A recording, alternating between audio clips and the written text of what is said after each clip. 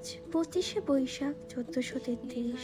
আলো ছায়ার এই নরম সকালে আবারও ফিরে আসেন রবীন্দ্রনাথ ঠাকুর, কবিতার সুরে, গানের মায়ায় আর বাংলার নিঃশব্দ অনুভবে। Hello everyone, welcome back to my another mini blog. আজ চলে গিয়েছিলাম কলকাতা জোড়াসাঁকো ঠাকুর বাড়ি, যেটা আমরা বিশ্বকবি রবীন্দ্রনাথ ঠাকুরের বাড়ি হিসেবেও চিনে থাকি।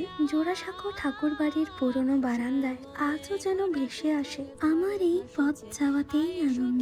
লাল ইটের দেওয়াল, চাঞ্চল্য দুপুর আর স্মৃতিভেজা আবহের মধ্যে পালিত হচ্ছে কবিগুরুর 165তম জন্মবার্ষিকী। রবীন্দ্রনাথ শুধু একটি নাম নয়, তিনি এক মায়াবী অনুভূতি, এক শান্ত বিকেল, এক কাপ ধোয়া ওঠা চা আর বৃষ্টি ভেজা জানালার পাশে রাখা অসমাপ্ত ডায়েরি। 25শে বৈশাখ মানেই লাল সাদা আবেগ, রবীন্দ্রসঙ্গীতের মৃদু সুর আর বাংলার আত্মাকে নতুন করে অনুভব করা। আজকের দিনটা তাই শুধু উদযাপন নয়, এই যেন নিজের শিকড়কে আবার ছুঁয়ে দেখা।